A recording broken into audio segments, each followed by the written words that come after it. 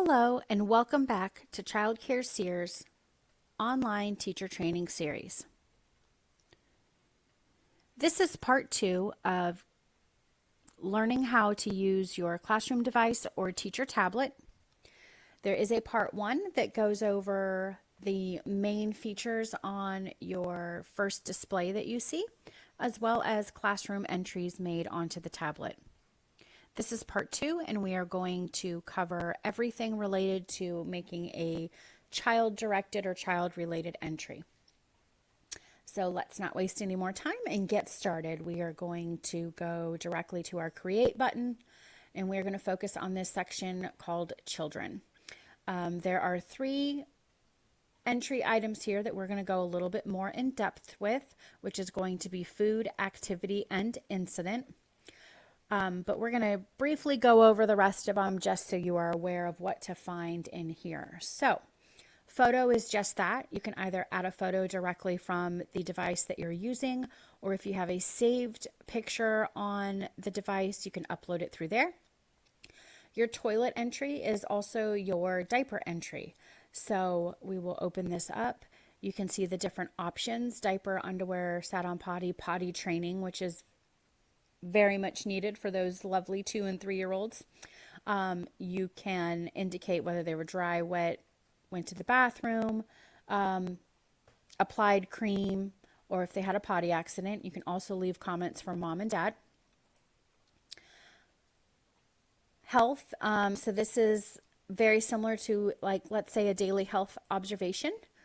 You can indicate whether they had a fever or what their temperature was when they got dropped off, if they appear healthy, if they appear sick, and what observations you were made. You can also leave a comment. We have activity, which we're going to dive into more. Mood, which is, just how the child's disposition was for the day. You can also leave comments. Be mindful of the comments you leave, though, because we know that sometimes other people read the content in the awaiting release queue. Supply requests for extra clothes, diapers, wipes, nap items, things of that nature. Any notes to the families. The temperature, if a child is in fact starting to run a temperature, you can log it here, or you can go back to the health tab. So you have 2 different options for logging a temperature. Mark the child sleeping or the children sleeping, same with awake, and an incident report. So let's get started on a food entry. If your center is using our menu feature, you can preload menu items into the menu, and they will automatically populate here once you click on the meal that you are getting ready to log. If your center is not using these features, you can just simply still click on Add a Meal. It'll tell you to indicate what it is. You fill in the fields, and you will be able to create that entry. So for this purpose, we have our menu feature filled out. We're going to say that she ate most of her baked chicken, all of her rice, some of her green beans, broccoli, some of her peaches, all of her milk, and no water. And we're going to hit save. Once you hit save, it gets automatically added to her daily journal. And in the entries log, you can see that it is here, awaiting release. Awaiting release, again, just like we talked about in video number 1, goes to your center director or admin to look over and make sure that everything is right before it actually goes out to the families. We do know that our teachers are incredibly busy in the classroom, and sometimes entries get made in error, so it gives us an opportunity to fix it before it goes out to the families. All right, let's log an activity. We'll do this one for Michelle. We do know that not everyone has a predetermined lesson plan. If you do have a predetermined lesson plan, you can use the activity planner to put those activities in for each day and the upcoming weeks. When you click on an activity, you have a description. You can put in learning goals or learning indicators or standards of learning, supply lists. You can also add a picture of what the activity is supposed to look like. And you have the ability to take a picture of the children while they're doing it, or the child while doing it, and uploading it here directly as well. You can make a comment about it. So if the child really enjoyed the activity, you can make it known here. And once you make sure that it is filled out correctly, you can hit add and close. Once again, you will see that that activity is now in the awaiting release queue. If you are wanting to log an activity that is not in the activity planner, you just simply fill out these fields here with name and a description. You can still add pictures and comments as needed, but it does make it very easy to use when you do use the activity planner, because you simply just need to tap, maybe add a picture, and hit add.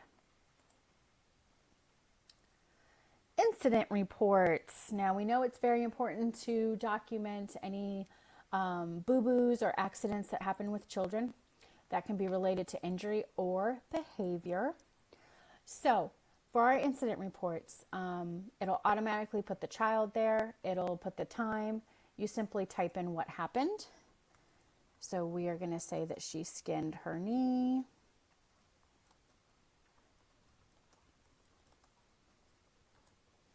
While she was outside. We're going to say Miss Karen and Miss Brooke. First aid application, we washed her knee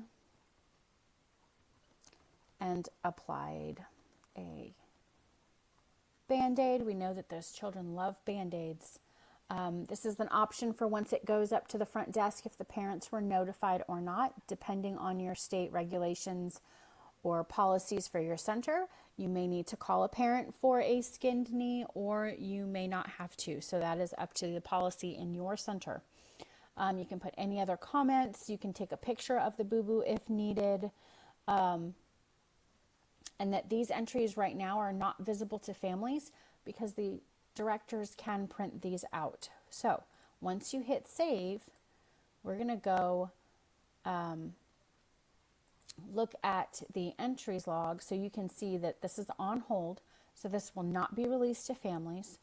And it's waiting review of the director. If she needs to print it out and sign it and have it ready for a parent signature, that is why we have it on the on hold status.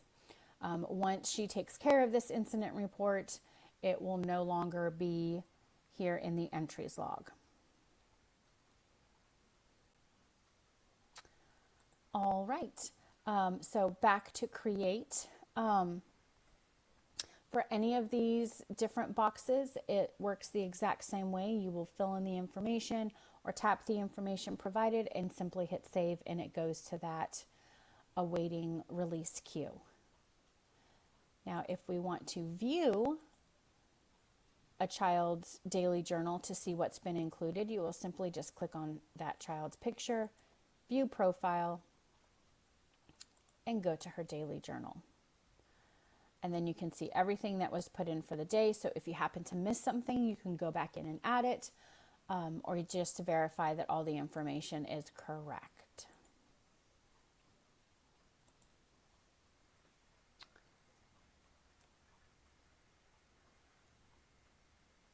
All right, this wraps up how to use your teacher tablet or classroom device. We hope that this information has been informative. And if at any time you need additional assistance, please do not hesitate to click on the help button.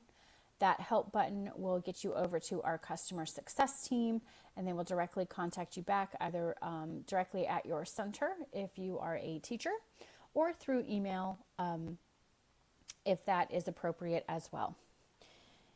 Thank you so much for your time and for being part of the Child Care Seer family.